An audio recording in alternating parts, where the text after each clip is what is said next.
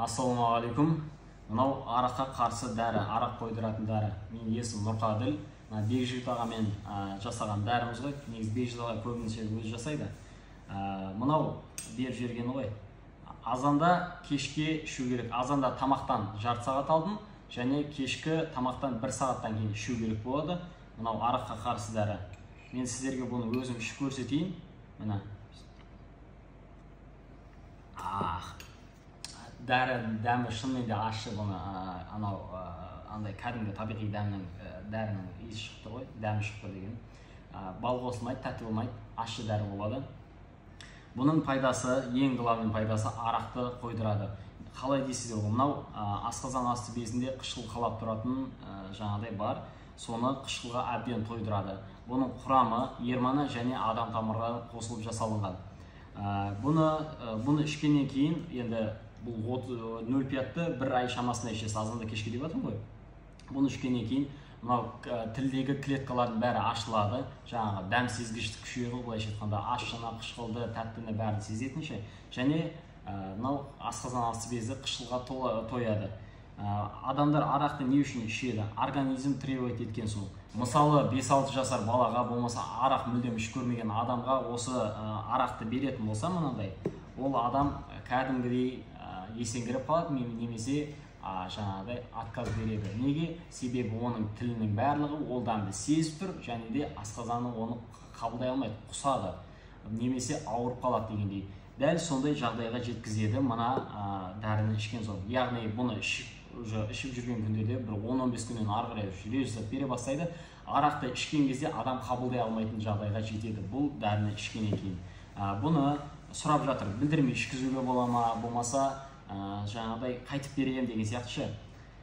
Андай араққа қарсы дәрі десең ішпей қояды ғой деген сияқты ғой. Енді бұның тек қана арақ қойдырудан басқа жаңағы бұның іш құрылысты тазалайтын қасиеті бар. Себебі бұл жерде адам тамыр жең-шен қосылып жатыр.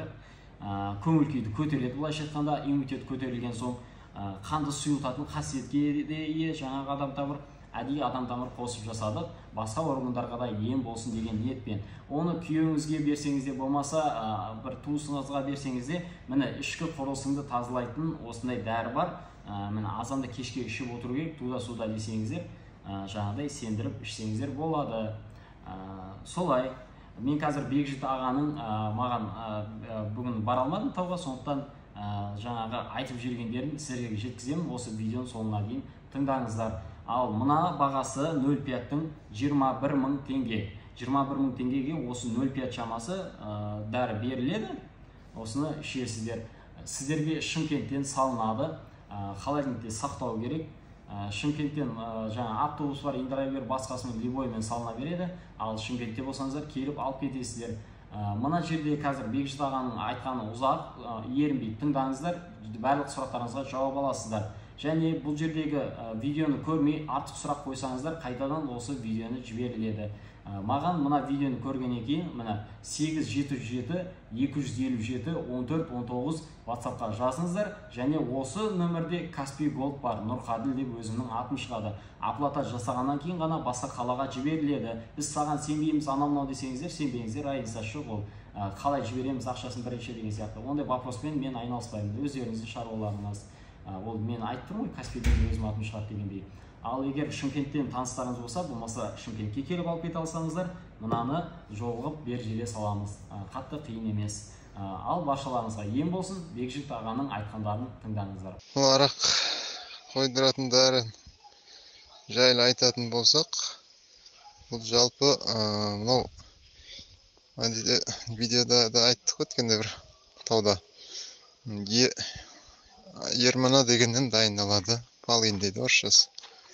Одан кейін адам тамыр қосылады. Енді оның себебі. Мысалы мынау ермана жалпы айттық қой, жаңағы асқазан асты безін әштіге тойдырады. Одан кейін адамның аппетитін ашады ол. Мысалы адам не үшін жаңағы 100 граммға көбірек неғып болады? Сол аппетиті болмағаннан кейін көңіл күйі жоқ, тамақ іше алмайды, тырысып қалады адам. Аппетиті болмайды жаңағы.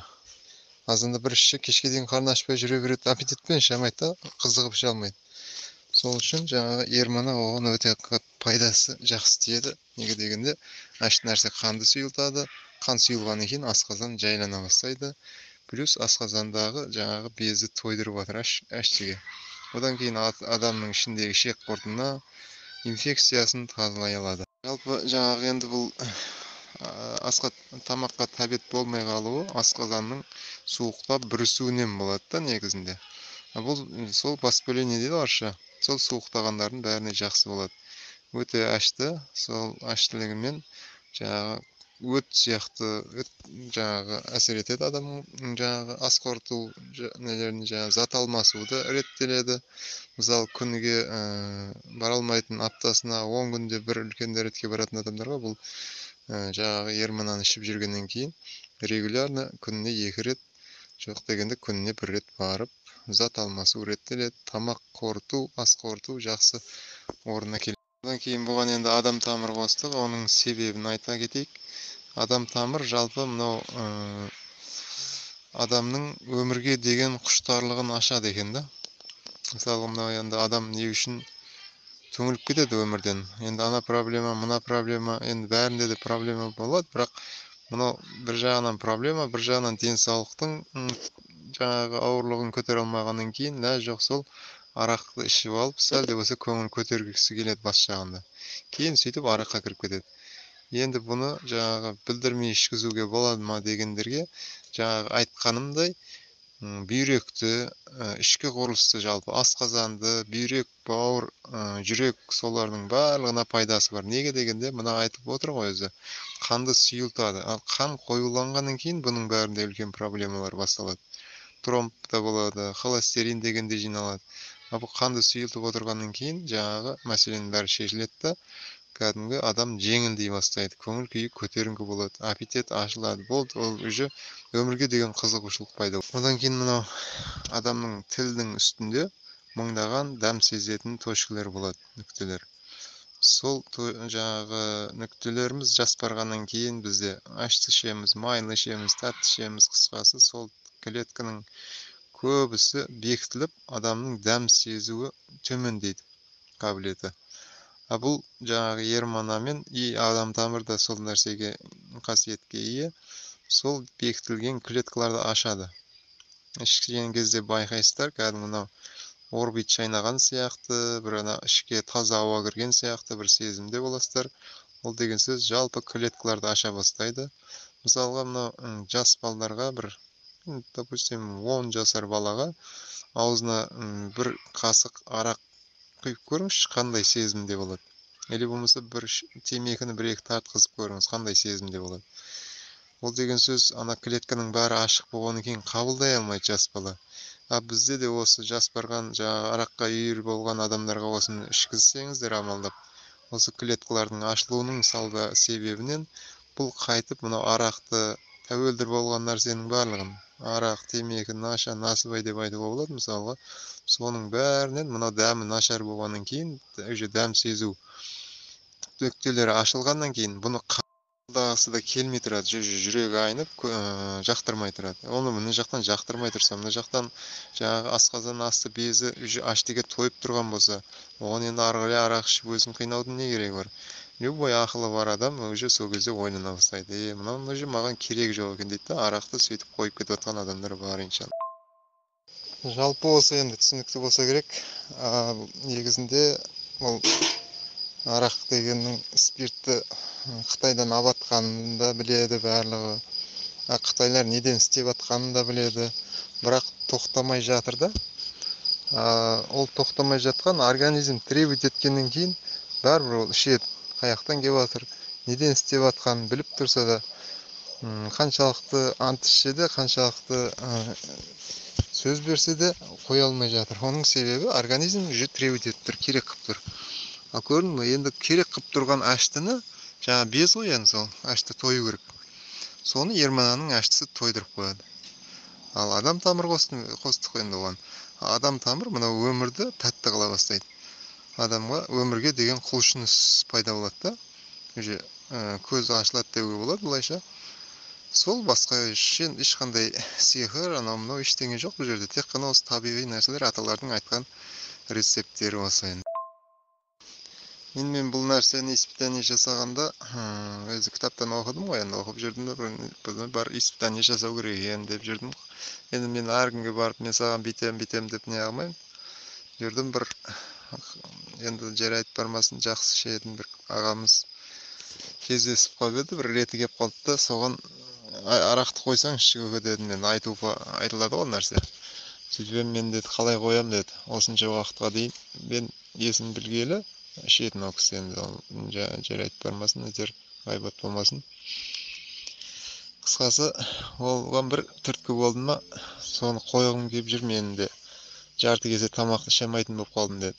Ол енді жаңағыдай ғой, белый горячка деген сияқты асқазан бүрісіп қалады. В общем, тамаққа дегенде аппетит те болмайды. В общем, сол кісі алып ішті енді. Ішкеннен кейін ұзағымен бір 15-20 күндердің ішінде келді. Көрдіңіз бе? Ол енді бір айда әсер ете ма деген мен сұрақ жауап ретінде айтып жатқаным ғой. Бір 20 күн, бір айға жетпей келді.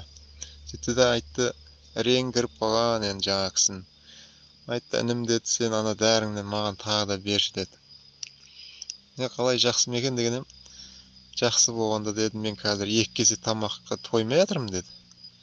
Уже мынау күші де кәдімгідей адамдар оны енді не болғаннан кейін, жаңағыдай болғаннан кейін көбінесе собачкаға жалдайтын еді. Күші жоқ деп ешкім алмай қойып еді ақыр жағында. Кейін уже жаңағыдан кейін күш бітіп, как раз шөптің сезоны болған, төбедегі адам уже ана лақтырған кезде өз күші көп, метис кісі еді. Лақтырған кезде престерді жинап үлгере алмай жатыр деп естіп жатырмын да. Онда анау тамақты жақсылап жегеннен кейін, тамақ сіңгеннен кейін уже күш пайда болды. Арақты вообще ішпей жатыр да уже. Класстастары таңға батыр ғой оған уже. Тойда дейді бір су құйып алады да, сонымен бүйтіп отыра береді. Оған біз ішіп айтпаймыз, бұрын енді әбден не шекемізге тиген ғой дейді. Сонымен қойыпты ғой деп класстастары маған айтып жүр ғой оны. Сөйтіп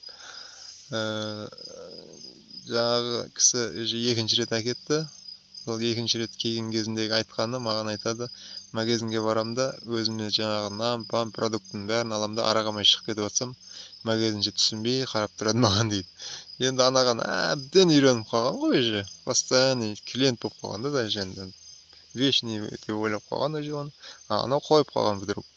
Не болып қалды болған деген сияқты магазинше қарап тұрады екен. Сол кісінің өзі айтты ғой, магазинге кірем, арақ алмайым, қалған нәрсенің бәрін аламын да шығып кетем дейді. Содан жаңағы уже ол результат болғаннан кейін, көз алдында жаңа кісіні көргеннен кейін ауыл кәдімгідей шулап кетті, пәленше қойыпты деп. Ол атак уже хронический болғанда бар ма, вообще еді. Соның өзі қойғаннан кейін бұны 1-2 жыл ішкендерге, 5-6 жыл ішкендерге беруге әбден болады. Әйтеуір өзі ішпеймін дегендерге жаңағыдай бүйрек, бауырға, жалпы ішкі құрылыстың барлығына пайдасы бар деп бере берсе дұрыс болады, оның пайдасы тиеді. Неге дегенде айттым ғой, тағы да айтайын. Жаңағы аштыны қалап тұрған асқазан асты безін сол аштыға тойдыратын жалғыз Ермана ғана.